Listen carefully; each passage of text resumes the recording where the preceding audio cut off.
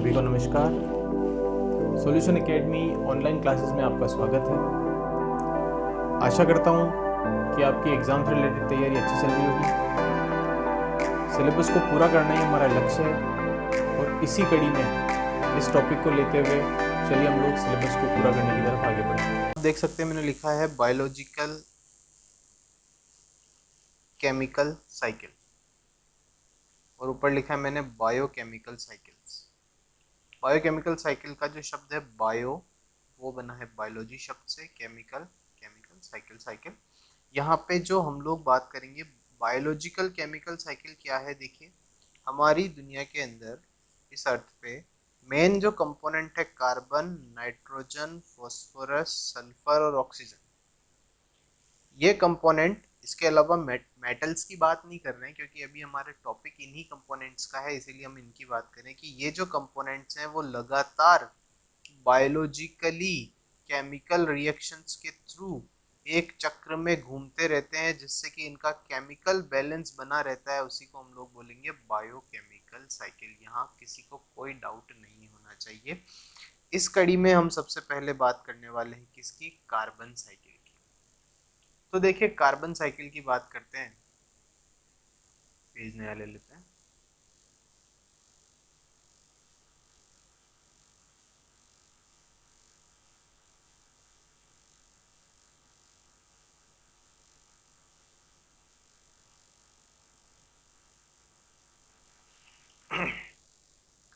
सबसे पहले बात करूंगा मैं कार्बन साइकिल।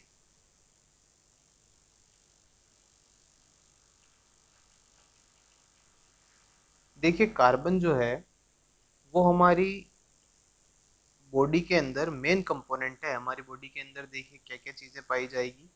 हमारी बॉडी के अंदर विटामिन पाए जाएंगे, शुगर्स पाई जाएंगी, कार्बोहाइड्रेट्स, हमारे अंदर प्रोटीन, डीएनए, मसल, बहुत सारी चीजें हमारी बॉडी के अंदर हैं जो मेन कंपोनेंट है, जो कि कार्बनिक पदार्थों का ही मेन कंपोनेंट है। क्या, कार्बन। ये कार्बन जो है वो किस तरह से चक्र में चलता है, किस तरह से हमारी पूरी की पूरी प्रॉपर्टी, पूरी की पूरी नेचर के अंदर फैला हुआ है, उसकी बात करेंगे हम लोग कि कैसे ये कार्बन जो है वो कार्बन डाइऑक्साइड और अलग तरीकों से इस पूरी की पूरी दुनिया के अंदर फैला हुआ है। इसमें सबसे पहले देखिए आप लोग, इस साइकिल को मैं बनाऊं तो उसको समझें पहले कि जो एटमॉस्फेयर है उस एटमॉस्फेयर के अंदर कार्बन जो है वो किस फॉर्म में रहता है, कार्बन डाइऑक्साइड की फॉर्म में। कार्बन किस फॉर्म में रहेगा, कार्बन डाइऑक्साइड की फॉर्म में। किस में रहेगा, वायुमंडल में, एटमॉस्फेयर में। ये वायुमंडल में ये कार्बन डाइऑक्साइड की फॉर्म में है। अब क्या होगा, ये वायुमंडल में आया कैसे, तो आने के कई सारे तरीके हैं, जिसमें से पहला तरीका है कोल के जलने की वजह से, दूसरा है तेल के जलने की वजह से। तो हम बोलेंगे कोल और ऑयल के जलने की वजह से आया। ठीक है, अब आया तो फिर आगे क्या होगा, आपको पता होना चाहिए कि जो कार्बन डाइऑक्साइड हमारे वायुमंडल में है उसको लेने के लिए हम बचपन से पढ़ते आ रहे हैं कि इनको कौन एब्जॉर्ब कर लेता है, प्लांट एब्जॉर्ब कर लेता है। प्लांट एब्जॉर्ब कर लेगा। प्लांट अपने किस काम में लेता है, तो प्लांट अपने काम में लेता है प्रकाश संश्लेषण, फोटोसिंथेसिस के काम। अगर आपको लगता है कि मेरी स्पीड स्लो है तो आप इस वीडियो को थोड़ा सा फास्ट करके भी सुन सकते हैं। फोटोसिंथेसिस, फोटोसिंथेसिस के अंदर क्या अभिक्रिया होती है वो भी आपको पता होनी चाहिए। इसके अंदर 6 कार्बन डाइऑक्साइड 6 वाटर मॉलिक्यूल्स के साथ मिलते हैं सनलाइट और क्लोरोफिल की प्रेजेंस में।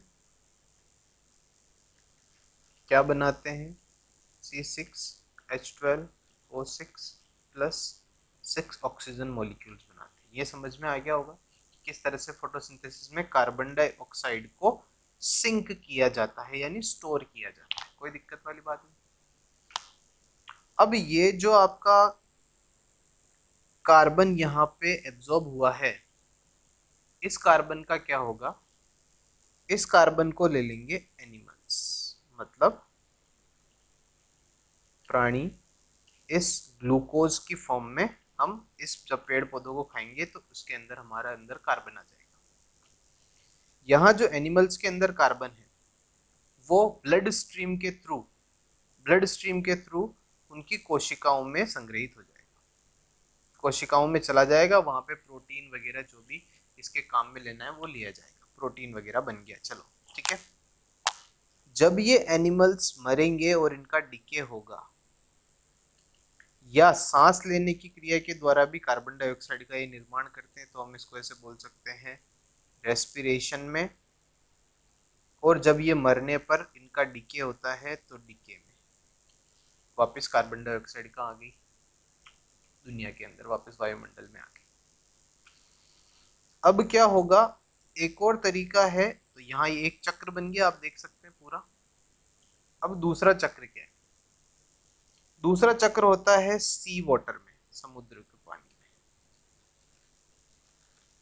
समुद्र के पानी। समुद्र के पानी के अंदर क्या होता है कि वायुमंडलीय कार्बन डाइऑक्साइड समुद्र के जल के साथ अभिक्रिया करके H2CO3 बना लेती है, मतलब ये कार्बोनिक एसिड के रूप में संग्रहित हो चुकी है। ठीक है, यह हमारा बन गया है कार्बोनिक एसिड, कार्बोनिक अम्ल। कार्बोनिक अम्ल जो बना है उसे एक्वेटिक बीइंग्स, मतलब समुद्र के अंदर पाए जाने वाले जीव जंतु ले लेंगे, एक्वेटिक बीइंग्स ले लेंगे।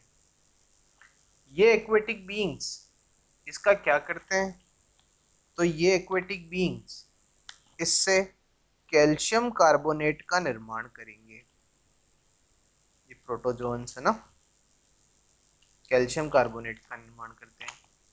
कैल्शियम कार्बोनेट का ये क्या करेंगे, कैल्शियम कार्बोनेट से ये अपने शेल बनाते हैं, अपने स्केलेटन बनाते हैं।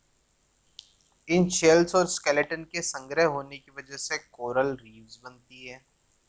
कोरल रीफ्स जो हैं, जब वॉल्केनिक इरप्शन होता है, वॉल्केनिक इरप्शन मतलब हो गया कि जब भी कभी ज्वालामुखी विस्फोट होता है तो ये कोरल रीफ से वापस क्या मुक्त हो जाती है, कार्बन डाइऑक्साइड मुक्त हो जाती है। तो आपको ये पता होना चाहिए कि ये किस तरह से साइकिल चल रही है, प्लांट्स में कैसे साइकिल चलती है और एनिमल्स में, एक्वेटिक लाइफ में किस तरह से कार्बन साइकिल चलती है। अब एक साइकिल का पार्ट तो भी छूट गया कि ये कोल और ऑयल कहाँ से आता है, क्योंकि ये अब देखो इधर, क्योंकि साइकिल पूरी होनी चाहिए ना, तो देखो जब ये प्लांट क्या बोलते हैं उसे, अर्थक्वेक्स की वजह से, अर्थक्वेक्स की वजह से जब ये अर्थ के अंदर दब जाते हैं तो उसकी वजह से इसका निर्माण होता है कोल और ऑयल का। ठीक है, अब यहाँ पे ऑयल का निर्माण तो होता है एक्वेटिक बीइंग्स की वजह से जनरली, और कोल का निर्माण होता है प्लांट्स की वजह से, कुछ प्लांट्स की वजह से ऑयल का निर्माण भी होता है। यहाँ ये समझ में आ गया होगा। ये हो गई है हमारी कार्बन साइकिल कंप्लीट। इसके अंदर एक चीज याद रखने लायक है कि ये जो कार्बन डाइऑक्साइड है वो स्टोर कहाँ होती है। तो कार्बन डाइऑक्साइड जो स्टोर होती है वो पहले तो मेनली होती है प्लांट्स में, दूसरी होती है एक्वेटिक बीइंग्स में। एक्वेटिक बीइंग्स के मतलब ये हो गया कोरल रीफ्स के फॉर्म में, शेल्स की फॉर्म में और स्केलेटन्स की फॉर्म में। तो जहां जहां भी ये कार्बन डाइऑक्साइड स्टोर होगी उसे हम लोग बोलेंगे कार्बन सिंक, कार्बन सिंक्स। ये क्वेश्चन पूछा हुआ है कि ये कार्बन सिंक क्या चीज होती है। ठीक है, आपको पता होना चाहिए कार्बन सिंक क्या होता है। ये हमारी हो गई। हम लोग नेक्स्ट नाइट्रोजन की, देखिए नाइट्रोजन की बात करें तो सबसे पहले तो ये पीरियोडिक टेबल में एटॉमिक नंबर 7 रखती है। एटॉमिक नंबर हो गया 7। बात करें इसका मास नंबर, मास नंबर हो गया इसका 14। वातावरण में ये किस तरह से रहती है, मतलब इसकी फ्री फॉर्म क्या है, तो फ्री फॉर्म में ये N2 की फॉर्म में रहती है। अगली बात करें कि भाई ये N2 जो है इसका कितना प्रतिशत वातावरण में, तो याद रखना है 78% वातावरण के अंदर N2 पाई जाती है। अब नाइट्रोजन और नाइट्रोजन आपस में कंबाइन होते हैं ट्रिपल बॉन्ड से। क्यों? क्योंकि नाइट्रोजन के बाह्यतम कोश के अंदर 5 इलेक्ट्रॉन होते हैं, जिसको 3 और इलेक्ट्रॉनों की आवश्यकता होती है, जो कि इसके साथ में सहसंयोजक बंध बना करके और ये फुलफिल करता है। ये बात आपके समझ में आ गई होगी। ये था नाइट्रोजन का इंट्रोडक्शन। अब नाइट्रोजन के इंट्रोडक्शन के बाद में हम बात करते हैं नाइट्रोजन साइकिल की।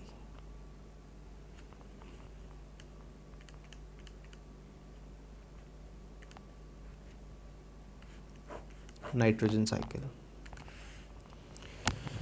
सबसे पहले मैं आपको एक बार ये साइकिल बना के समझाता हूँ, फिर इसकी रिएक्शंस बताता हूँ। मेनली देखो, ये जो नाइट्रोजन है, नाइट्रोजन साइकिल बहुत कॉम्प्लेक्स है। अगर ऐसे देखें तो इजी है, पर इसकी जो रिएक्शंस है वो कॉम्प्लेक्स लगती है नहीं। ठीक है, देखें, जो नाइट्रोजन है वो बेसिकली वातावरण में पाया जाएगा। वातावरण के अंदर नाइट्रोजन उपस्थित है, पहली बात 78%। इन नाइट्रोजनों को लेगा प्लांट। दूसरी बात, प्लांट्स को यूटिलाइज करेंगे एनिमल्स।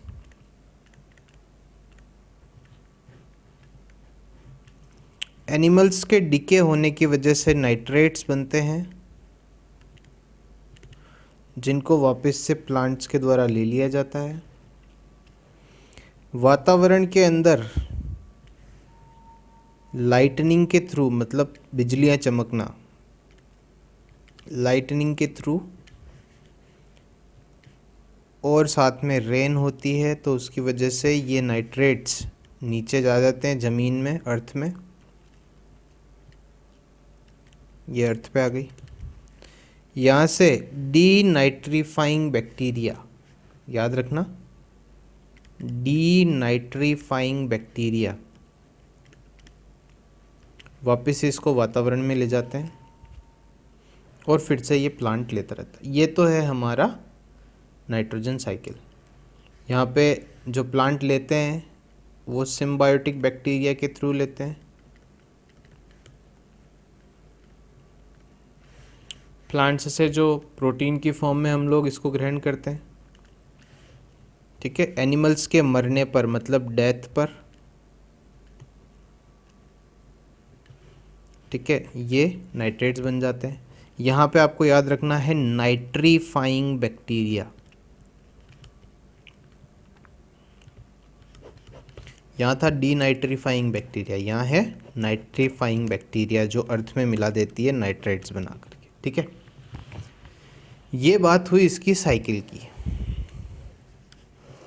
पर दोस्तों, अब यहाँ हमें समझना है कि भाई ये काम कैसे होता है, लाइटनिंग से नाइट्रेट्स कैसे बनते हैं, डीनाइट्रीफाइंग क्या होता है, नाइट्रीफाइंग बैक्टीरिया क्या होता है, प्रोटीन्स किस तरह से बनते हैं, ये सारी चीज़ें हमको समझनी है।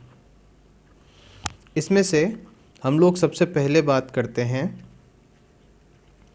कि भाई जो वातावरण की नाइट्रोजन है, वातावरण की नाइट्रोजन को किस तरह से प्लांट लेते हैं।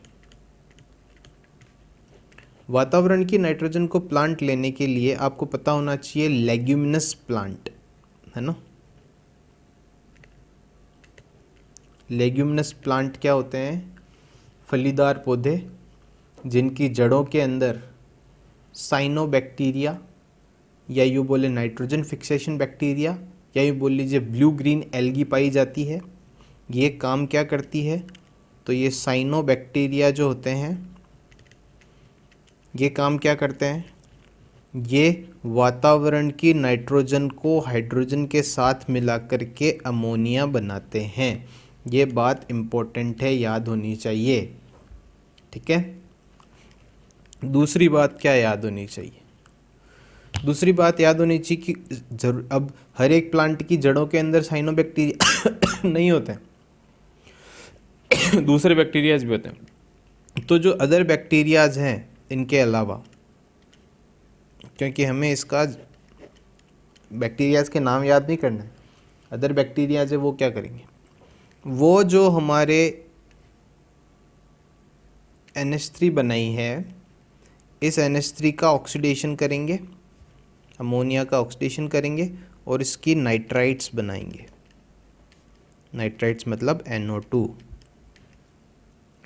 ये NO2 कुछ और नाइट्रीफाइंग बैक्टीरिया होते हैं, वो इसको क्या करेगी, NO3 में कन्वर्ट करेंगे। मतलब NO3 मतलब हो गया नाइट्रेट्स। ये इस तरह से भी होता है कि जल के साथ में अभिक्रिया करा के NO2 की ऑक्सीडेशन होगा और HNO3 का निर्माण होगा। ये भी होती है रिएक्शन, बैलेंस कर सकते हैं इसको अपन इस तरह से। ठीक है, ये तीनों रिएक्शनें इंपॉर्टेंट, याद रखना। ठीक है, ये भी इंपॉर्टेंट किस तरह से होती है ये भी याद रखनी है। ठीक है, अब बात करते हैं कि ये HNO3 बन गया, अब क्या, तो ये बन चुका है नाइट्रेट। और आपको पता होना चाहिए नाइट्रेट को तो प्लांट एब्जॉर्ब करता है ना, प्लांट ने एब्जॉर्ब कर ली नाइट्रेट। अब क्या होगा, अब जो ये नाइट्रेट्स हैं जिनको मैं बोल रहा हूँ HNO3 जो बना है, वो अमोनिया के साथ में रिएक्ट करके अमोनियम नाइट्रेट बनाएगा, जिसको कि प्लांट अमीनो एसिड बनाने में यूज़ करेगा। एमिनो एसिड फिर पेप्टाइड बनाएगा और पेप्टाइड से क्या बनेंगे, प्रोटीन का निर्माण होगा। ये बात समझ में आ गई, प्रोटीन किस तरह से बनेंगे। फिर इन प्रोटीन्स को हम लोग खाएंगे, एनिमल्स खाएंगे। उसके बाद क्या होगा, नेक्स्ट देखें, नेक्स्ट पेज ले लेते हैं।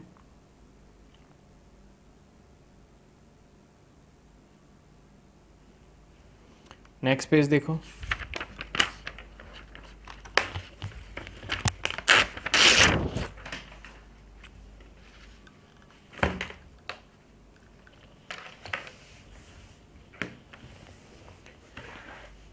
देखो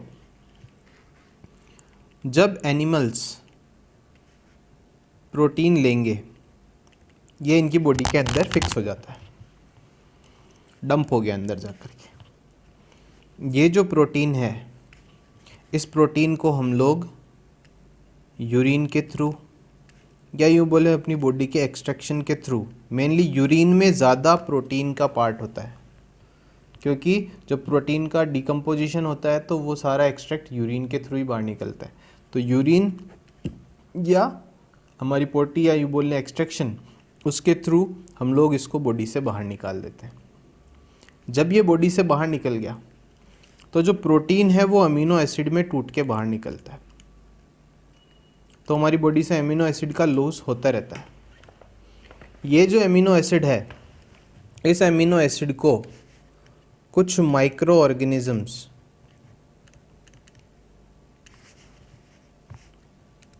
ऑक्सीडाइज्ड करके नाइट्रेट्स में बदल देते हैं। इन नाइट्रेट्स को नाइट्रोसिफिकेशन या नाइट्रोसिफाइंग बैक्टीरिया नाइट्रेट्स में बदल देंगे। ये जो नाइट्रेट्स बने हैं उनको डी नाइट्रीफाइंग बैक्टीरिया, वापस जाके देखो स्लाइड में, पीछे जाके देखो कि डी नाइट्रीफाइंग बैक्टीरिया कहाँ थे। डी नाइट्रीफाइंग बैक्टीरिया थे नाइट्रेट्स से वापस वातावरण में नाइट्रोजन छोड़ने वाले। तो डी नाइट्रीफाइंग बैक्टीरिया क्या करेंगे, नाइट्रेट्स का डी नाइट्रीफिकेशन करके N2 प्लस N2O नाइट्रोजन और नाइट्रस ऑक्साइड बनाएंगे। ये नाइट्रस ऑक्साइड एक ग्रीन हाउस गैस है।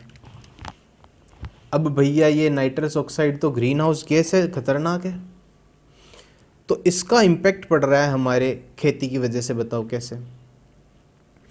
खेती के अंदर हम लोग बहुत ज़्यादा यूरिया वगैरह यूज़ करने लग गए हैं, नाइट्रोजन वगैरह यूज़ करने लग गए हैं, उनके यूज़ करने की वजह से क्या हो रहा है कि वातावरण के अंदर ज़्यादा से ज़्यादा डीनाइट्रीफाइंग बैक्टीरिया नाइट्रस ऑक्साइड